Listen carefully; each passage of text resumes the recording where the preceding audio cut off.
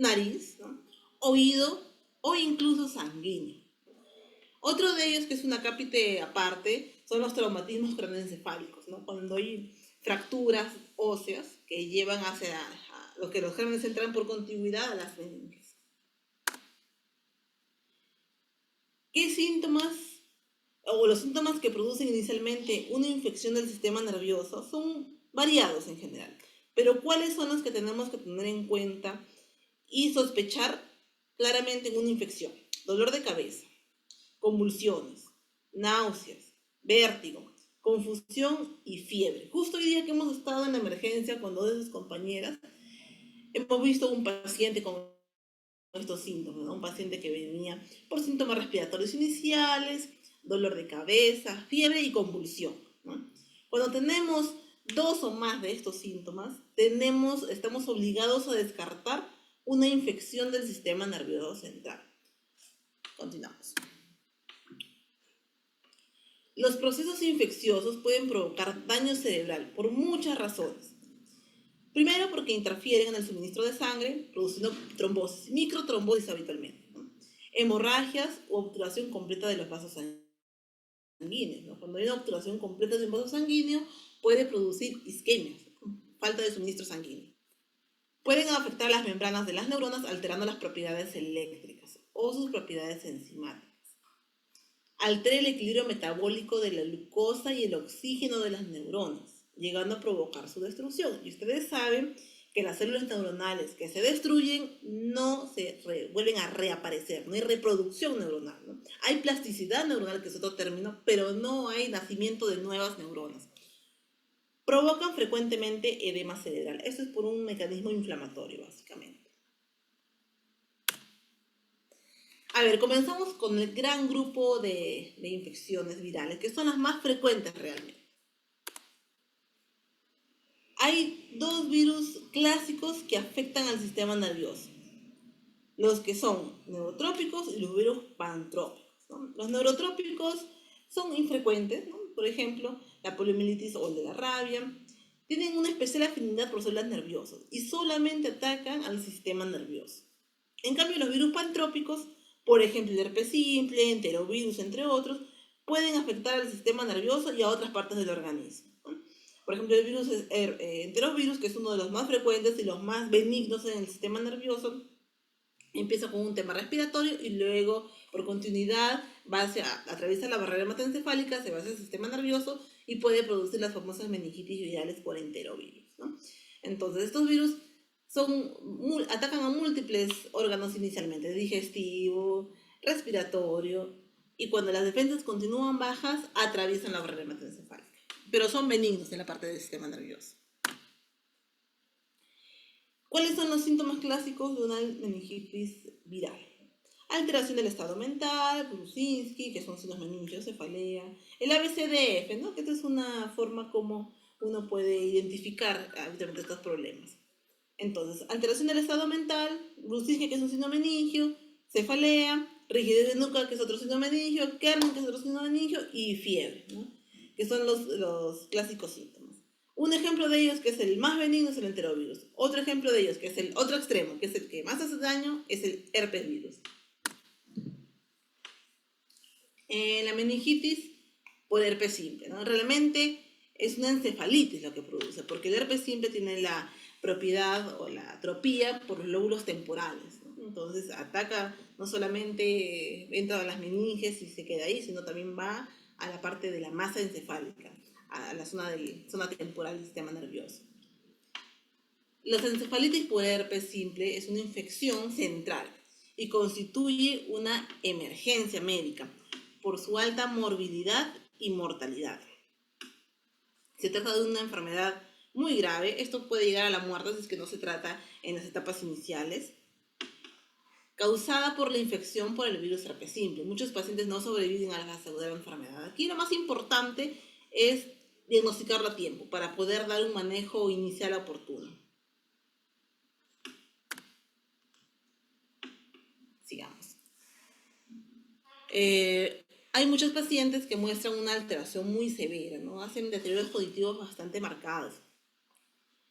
Las zonas más afectadas en los lóbulos frontales y temporales es en la parte amigdaliana. Y en la parte temporal es la destrucción del hipocampo. Otra afectación viral en el sistema nervioso es la afectación neurológica en el VIH. El virus SIDA, además de infectar a las células del sistema inmunitario, también puede infectar al sistema nervioso central. Puede aparecer afectación neurológica debido a la infección directa a las células del cerebro o por infecciones oportunistas. Ambas son frecuentes, ¿no? Cuando ya estamos en un estadio avanzado de enfermedad, es propio la aparición de infecciones oportunistas, tipo toxoplasmosis, tipo citomegalovirus. A ver, y también hay la aparición de cefalopatía por VIH, que es bilateral y simétrica, ¿no? Vemos acá imágenes de resonancia magnética donde se ve pues la zona que está hiperdensa, es la afectación bilateral, ¿no? Y es simétrico en ambos lados, alrededor de los ventrículos laterales se ve la afectación que parece tipo desmielinizante inclusive, ¿no? Complejo demencia-SIDA. La demencia asociada al SIDA es una demencia subcortical, por lo que estos pacientes presentan un deterioro similar al que se observa en otras demencias subcorticales, ¿no? ¿Cuáles tipos de demencias subcorticales, por ejemplo, ¿no? Demencia asociada a cuerpos de inclusión, demencias degenerativas, ¿no? La clínica es semejante. Pasamos de lo viral ahora a lo bacteriano. Cuando alguna bacteria penetra en el organismo, originan una infección primero de las vías respiratorias altas y por el torrente sanguíneo llegan hasta la parte cerebral. En el uso de antibióticos efectivamente ha disminuido tanto la severidad de las infecciones bacterianas extrasistema nervioso como intrasistema nervioso. Las meningitis bacterianas habitualmente son causadas, es el más frecuente, el neumococo, que va también a la parte respiratoria. La infección se produce directamente en las meninges y bloquea los vasos sanguíneos cerebrales. Por tanto, en estos pacientes es frecuente encontrar un daño microisquémico. ¿Cuáles son los síntomas en general de una meningitis bacteriana? Fiebre, cefalea, convulsiones, fotofobia, movimientos oculares dolorosos, signos meningios, entre otros. Las secuelas neuropsicológicas pueden oscilar desde una recuperación total cuando se detecta tempranamente esta enfermedad hasta presentar déficit crónico, sobre todo en la parte cognitiva, ¿no? Porque, como ya hemos comentado, hacen daño microisquémico y las neuronas no se regeneran. Entonces hay un daño permanente, ¿no? Puede ser en atención, en memoria, en lenguaje, según el área donde sea el daño. Infecciones por tuberculosis, ¿no? Eso es algo frecuente en nuestro medio, porque nosotros somos un país endémico en TBC, ¿no?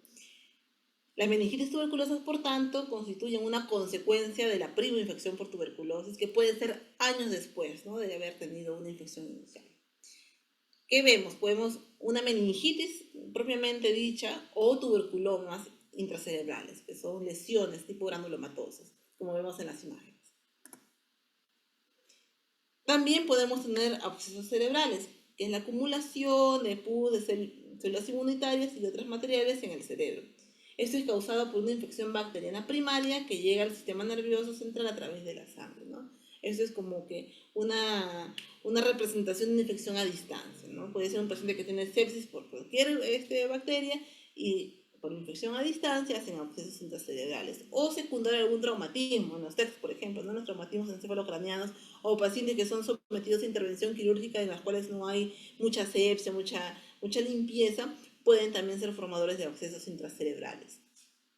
Se inician por la presencia de un pequeño foco de bacterias purulentas que producen necrosis de la región afectada. Por ejemplo, por una infección del oído. ¿Una otitis puede causar por continuidad un absceso? Sí. Está pues obviamente en el lóbulo temporal, que es la zona que está asociada a la parte auditiva. Síntomas habituales, ¿no? Cefalea, ¿no? Que es común a todos los casos de meningitis y encefalitis.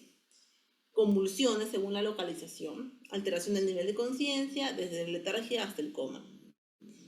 Los efectos neuropsicológicos son los típicos de una lesión focal ocupante de espacio, según la zona donde esté involucrada.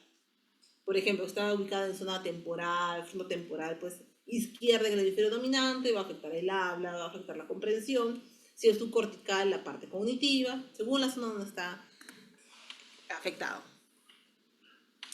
Otro grupo de infección del sistema nervioso, que no es muy frecuente, es el botulismo. Es una enfermedad poco frecuente, pero grave, causada por la bacteria Clostridium botulinum. Puede entrar al organismo a través de heridas o por ingesta de alimentos mal enlatados o conservados, ¿no? Los síntomas habitualmente se presentan hasta 2 semanas después de la infección, que provoca el náuseas, vómitos, dolor abdominal, trastorno seguido, trastorno neurológico, como diplopia, tosis, visión borrosa, fotofobia, paresia, hasta parálisis vulvar. Y esto ocurre sin que haya deterioro cognitivo inicial. La recuperación es lenta, deja secuelas neuropsicológicas dependiendo de la gravedad. Tétanos, ¿no? Actualmente ya no es muy frecuente porque tenemos intervención temprana ante ello, ¿no? Anteriormente sí teníamos varios casos reportados, ¿no? O sea, hay literatura antigua donde se reportan casos de afectación del sistema nervioso por tétanos, con síntomas muy clásicos que lo vamos a ver. La bacteria que lo produce es Clostridium tetani, produce contracciones musculares, ¿no? Son los famosos opistótonos, ¿no? Son sostenidas, especialmente de la mandíbula y de los músculos del cuello. Esta neurotoxina se disemina por la médula espinal y a través de los axones, provocando un aumento del tono muscular. Por eso que anteriormente decían, cuando te muerde un perro, cuando te muerde más lejos de la cabeza, digamos que es, entre comillas, mejor, ¿no?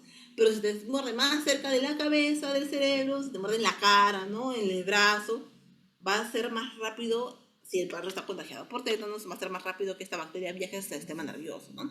Por eso, anteriormente los papás decían, si te muerden la cara, al toque te tienen que poner tu vacuna, ¿no? Porque sabían, por costumbre, porque transmisión de generación en generación, pues este tema de que va más rápido al cerebro y eso es cierto, ¿no? Entonces, cuanto más cercano de la parte cerebral esté, esta bacteria va a viajar más rápido y va a hacer más daño. El periodo de incubación dura 2 semanas, provocando fiebre, hiperactividad simpática, escalofríos, rigidez muscular grave, espasmos, ¿no? Que son los pistótonos, y la fiebre. Las bacterias pueden permanecer en determinados medios durante varios años y son resistentes incluso a la ebullición, ¿no? Dejando parálisis ocular como secuela, no pueden a veces cerrar bien los ojos. Acá están los síntomas clásicos: espasmos musculares, rigidez, ¿no? Sudor excesivo, fiebre, palpitaciones. Otro gran grupo de las infecciones del sistema nervioso central son los parásitos. Eso también es bastante frecuente en nuestro medio, ¿no? En neurología vemos bastantes pacientes con neurosis de cercosis, ¿no? Y es el ciclo de este parásito. No es porque uno come necesariamente la carne de chancho, que eso era como un mito antiguamente, ¿no? Es por comer los alimentos contaminados, ¿no? El chancho simplemente es el portador ¿no? Pero sus huevos, sus probóscitos que van en las verduras mal lavadas, ¿no? En los alimentos poco cocidos, es lo que el ser humano ingiere y se forman las famosas neurocercosis. Ahora, algo también importante en la neurocercosis es que puede producir cualquier síntoma neurológico porque depende de la ubicación del parásito, ¿no? Si es un parásito que está ubicado en una zona proconvulsiva, puede producir convulsiones, puede haber deterioro cognitivo, todo según la zona donde está ubicado. A veces encontramos pacientes que nunca supieron que tuvieron cisticerco. En una tomografía vemos solamente calcificaciones, o sea, la secuela, ¿no? A veces son asintomáticos, todo depende de la zona donde está ubicado este parásito, ¿no? Y mueren espontáneamente. A veces sin tratamiento encontramos simplemente las secuelas, que son calcificaciones. Pero cuando viene un paciente con una clínica neurológica activa y encontramos esto, estamos en la obligación de darle pues su antiparasitario, ¿no? Que será el Bendazol. Infecciones por hongos y protozoos. El cerebro en general es muy resistente a los hongos, ¿no? Excepto en aquellos pacientes inmunosuprimidos. Ellos sí son pues como esponja para cualquier hongo, para cualquier protozoo. Por ejemplo, en pacientes que tienen tuberculosis, ¿no? Que están inmunosuprimidos, tumores malignos o VIH. Todos estos constituyen estados de inmunosupresión. El hongo es cualquier miembro de un grupo de plantas que carece de clorofila y subsiste como arteria orgánica viva o muerta, ¿no? Por eso en pacientes inmunosuprimidos, en pacientes que tienen sus defensas bajas por cualquier motivo, pues es fácilmente susceptible a que aniden ahí, ¿no? Y permanezcan enquistados por mucho tiempo. ¿Cuáles son los hongos que más afectan al sistema nervioso? Cryptococcus, nocardia, aspergillus, cándida, ¿no? Nosotros que vemos más frecuentemente en inmunosuprimidos, cryptococcus y cándida. Pueden producir graves afectaciones neurológicas, algunas de ellas ampliamente extendidas en determinadas latitudes, o en situaciones de abandono y pobreza, la toxoplasmosis, por ejemplo, ¿no? Hoy día justo estábamos conversando de una paciente que le habían detectado aparentemente toxoplasmosis en el ojo, ¿no? Y estaban viendo, pues, haciéndole estudios para ver cuál era su inmunosupresión y cuál era su factor de riesgo, y aparentemente no encontraban nada. Entonces, a veces incluso acá dice situaciones de abandono, pobreza, porque ustedes saben que uno de los transmisores de este germen es el gato, ¿no? Entonces, comentaba justo con las dos alumnitas que estuvieron conmigo en la mañana, que muchos solemos dormir con nuestros gatos, ¿no? O sea, son nuestras mascotas y dormimos con ellas, ¿no? Muchas veces no sabemos si es que están contagiados o no, ¿no? Entonces, se transmite a través del agente intermedio, ¿no?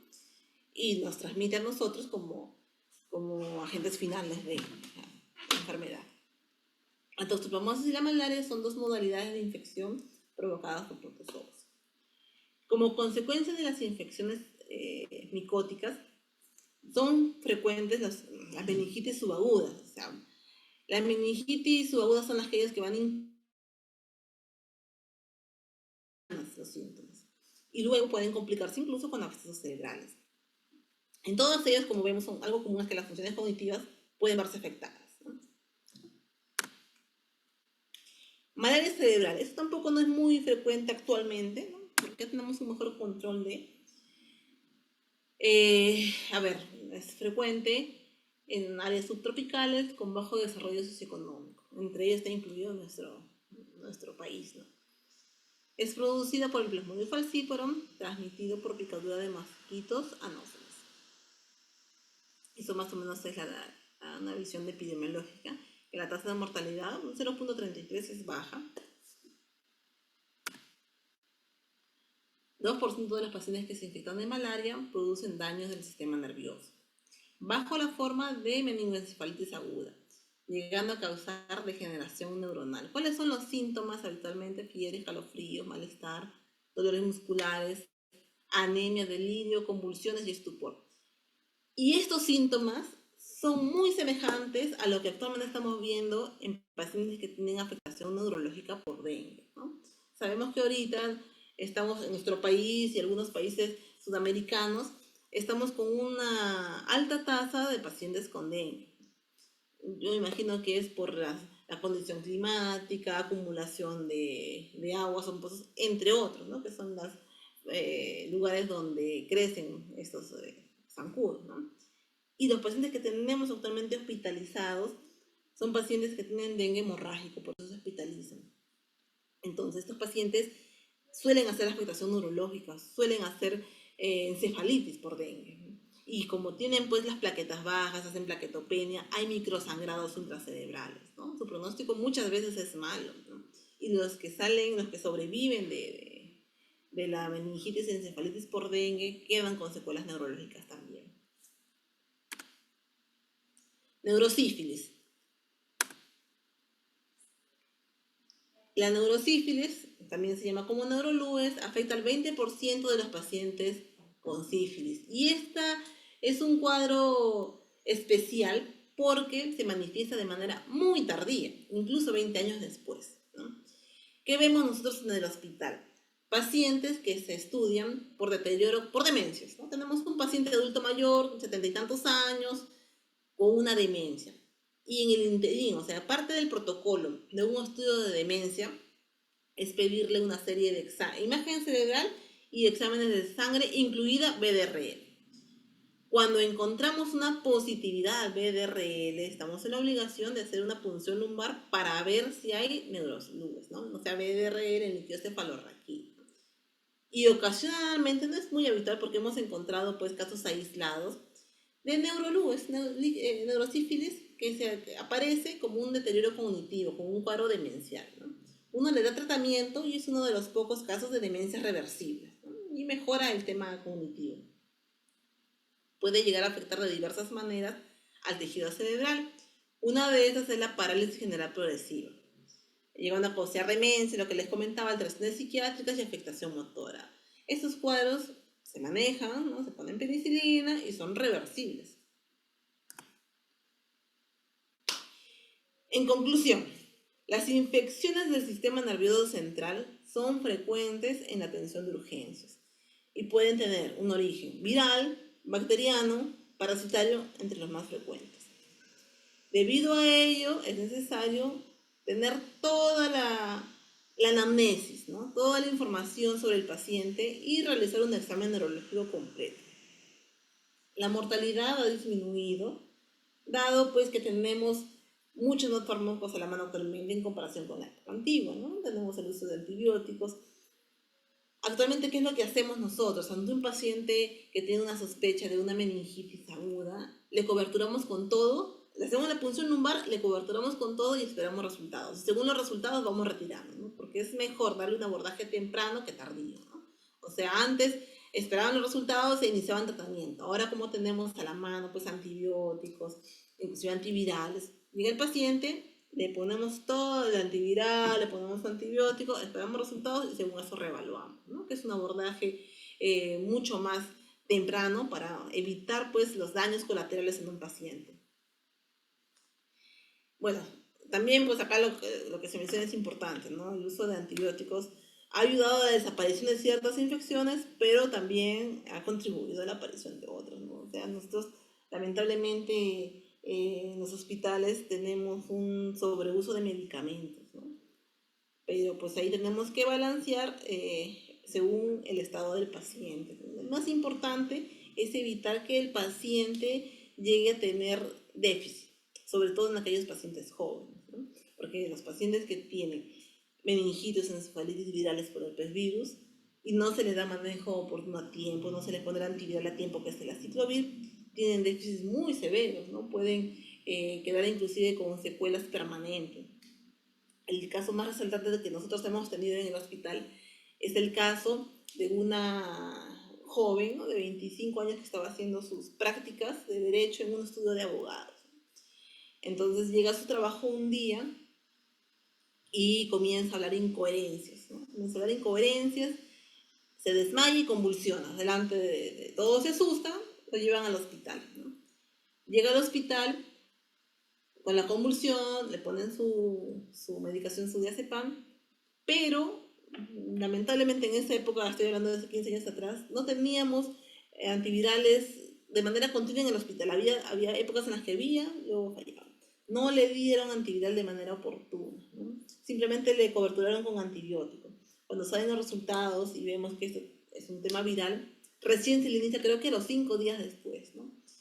Y la paciente pues ha quedado, la vemos actualmente en consulta externa, le damos sus controles, ha quedado primero con una epilepsia de difícil manejo y segundo con un deterioro cognitivo marcado, ¿no? Por la afectación que hubo en ambos lóbulos temporales, ¿no? No ha podido regresar al trabajo, no ha podido seguir una vida como lo tenía previamente, ¿no? O sea, ha cambiado su estilo de vida, ha cambiado su nivel cognitivo inclusive, ¿no? Entonces lo que tenemos que evitar actualmente es estas secuelas en los pacientes, ¿no? Si bien es cierto, tenemos los medios suficientes, pero tenemos que tener también la certeza diagnóstica. Tenemos que tener una aproximación diagnóstica lo más temprano posible para poder ayudar a ese tipo de personas que vienen a las emergencias con las sospechas de infecciones meningias, ¿no? Y eso es todo. Es una visión general de las infecciones para que tengan una idea. No he puesto tampoco tratamiento, porque eso en el seminario, como lo vamos a dividir en varias partes, lo vamos a dar con mucho más detalle, ¿no? Y vamos a conversar sobre ello. Preguntas que tengan.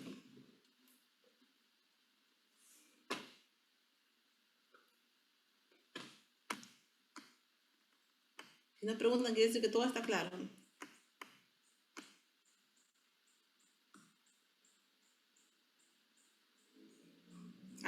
bien? Son 87 participantes, no creo que no haya ninguna sola pregunta. O han entendido todo o no han entendido nada.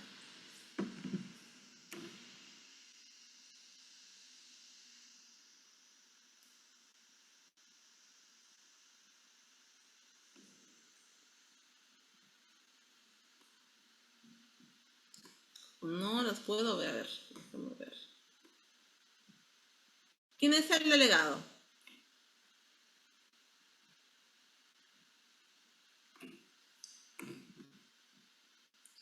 Hola, doctora.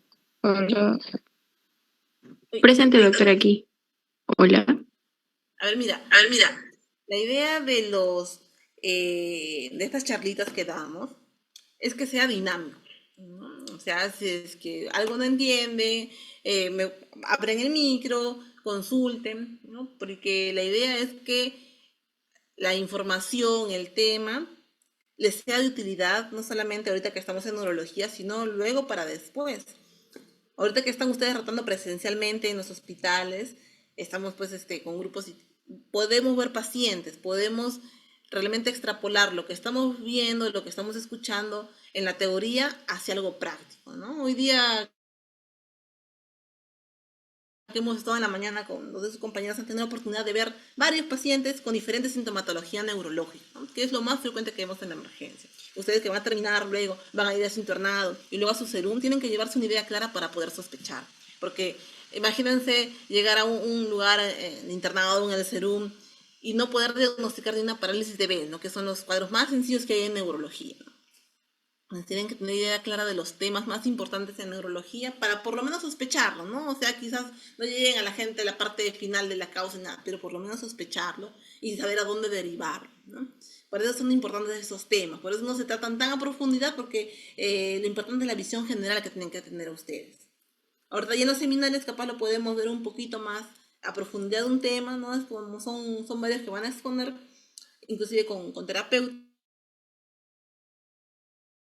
para que tengan una visión más amplia. Pero la idea es que sea algo dinámico, ¿no? Sea participativo, no solamente sean simplemente oyentes, sea más participativo y podamos todos sacar lo mejor de un tema. Esa es la idea de estas charlitas que van a tener, pues, entiendo, en todo este ciclo, ¿no? En la parte que están rodando en neurología. ¿Ok? ¿Preguntas, chicos? Porque yo estoy de guardia, así que tengo que volver a mi guardia.